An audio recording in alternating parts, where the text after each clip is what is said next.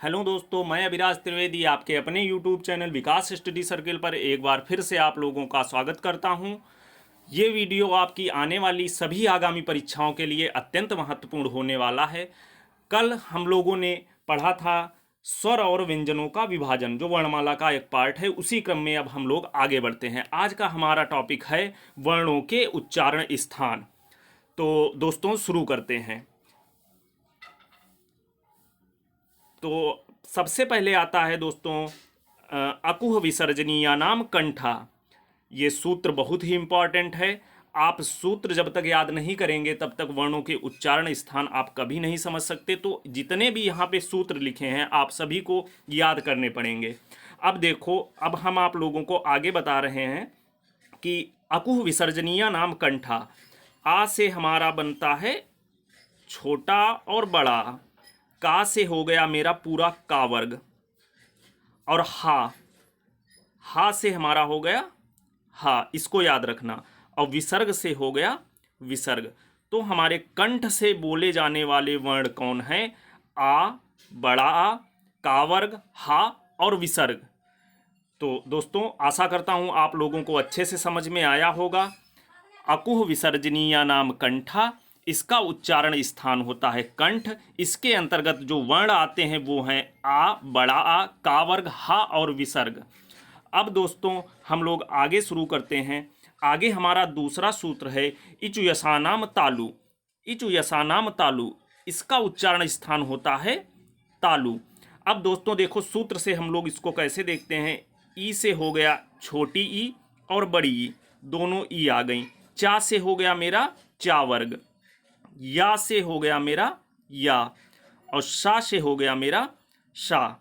इचु यसा नाम तालु के अंतर्गत दोस्तों ई, बड़ी ई, चा वर्ग, या और सा, ये दो वर्ग आते हैं।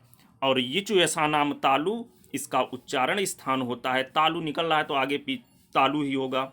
आगे दोस्तों इसी क्रम में हम अपने तीसरे सूत्र की तरफ बढ़ते हैं, जो है ऋतु रसानाम मूर्धा। ऋतु रसानाम मूर्धा, इसका उच्चारण स्थान होता है मूर्धा। री से बना हमारा री, छोटी री और बड़ी री दोनों। टा से मेरा बना टा वर्ग। रा से बना रा और शा से बना शा। आप लोग देख लेना इसको अच्छे से।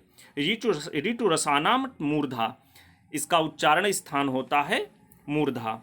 अब दोस्तों हम लोग चौथे सूत्र की तरफ बढ़ते हैं, जो हमारा है लिटु लसानाम दंता। लिटु लसानाम दंता, इसका उच्चारण स्थान होता है दंत। सूत्र से समझेंगे।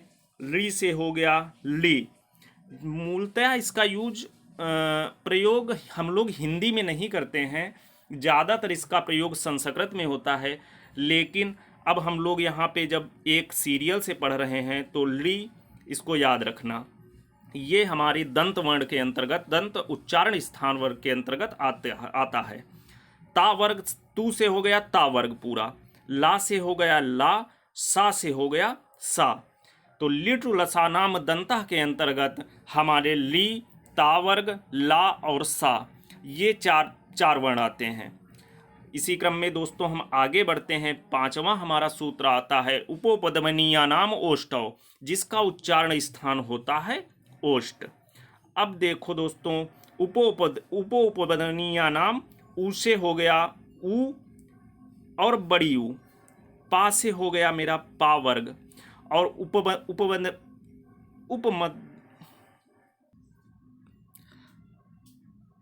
दोस्तों हमारा पांचवा सूत्र है उपोपधमनीया नाम ओष्ठव।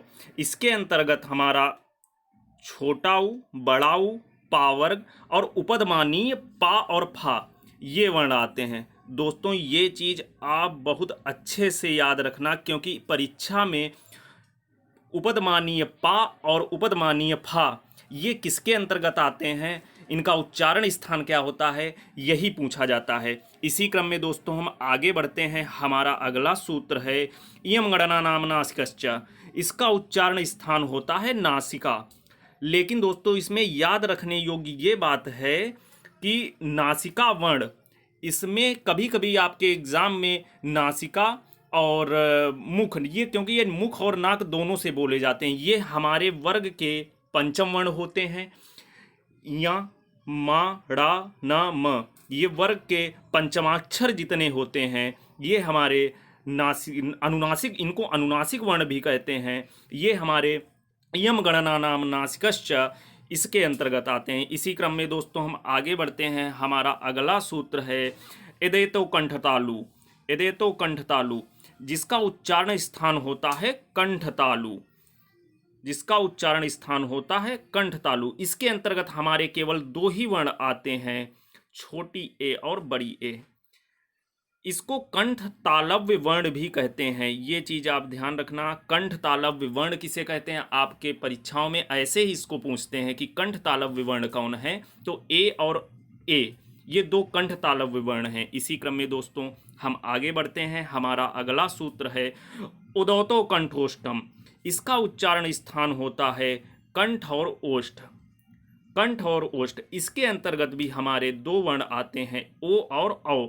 इसे कंठोष्ठ वर्ण भी कहते हैं, ये चीज आप लोग याद रखना।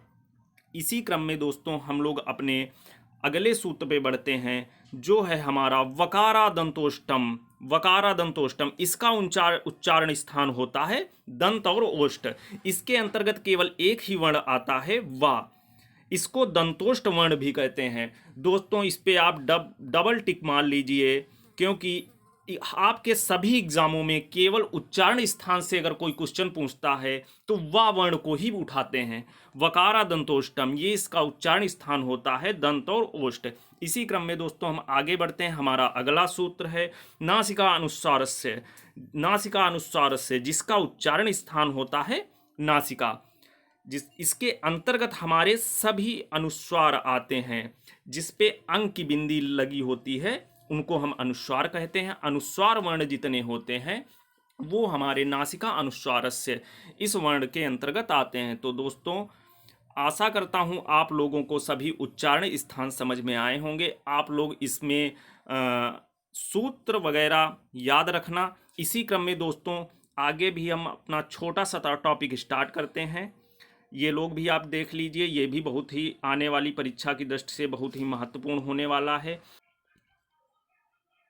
दोस्तों इस आधार पर स्वर को चार भागों में बांटा गया है। पहला होता है विव्रत, दूसरा होता है संव्रत, तीसरा होता है अर्ध विव्रत, चौथा होता है अर्ध संव्रत।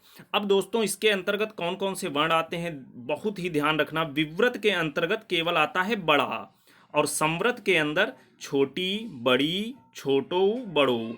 अर्ध विव्रत के अंतर्गत ए, ओ और आ ये दो वर्ण आते हैं।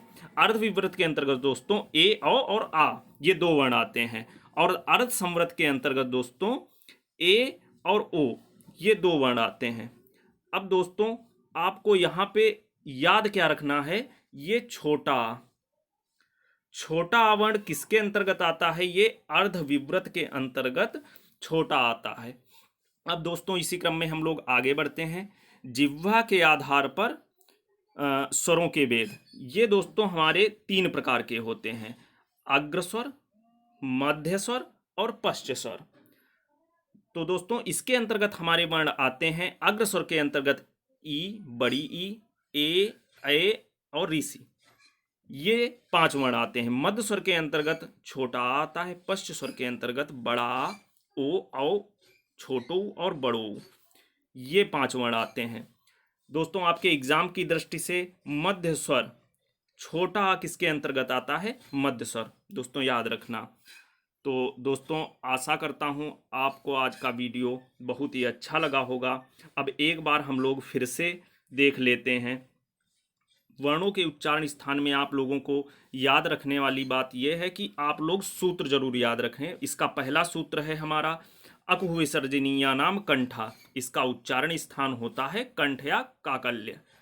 दूसरा सूत्र होता है हमारा इचु रसानाम तालु, इसका उच्चारण स्थान होता है तालु। इसी क्रम में दोस्तों तीसरा सूत्र हमारा होता है ऋतु रसानाम मूर्धा, इसका उच्चारण स्थान होता है मूर्धा। और दोस्तों अगला सूत्र होता है हमारा लिटुलसानाम दंता, इसका उच्चारण स्थान होता है दंत। अगला सूत्र हमारा है उपोपध्वनीयानाम ओष्ठौ, इसका उच्चारण स्थान होता है ओष्ठ। इसी क्रम में दोस्तों हमारा अगला सूत्र आगे होता है इयम गणना नाम नासिका, इसका उच्चारण स्थान होता है नासिका। इसी क्रम में दोस्तों आगे अगला सूत्र है हमारा यदेतो कंठ तालु, इसका उच्चारण स्थान होता है कंठ और तालु। आगे बढ़ते हैं दोस्तों उदोतो कंठोष्टम, इसका उच्चारण होता है कंठ और ओष्ठ।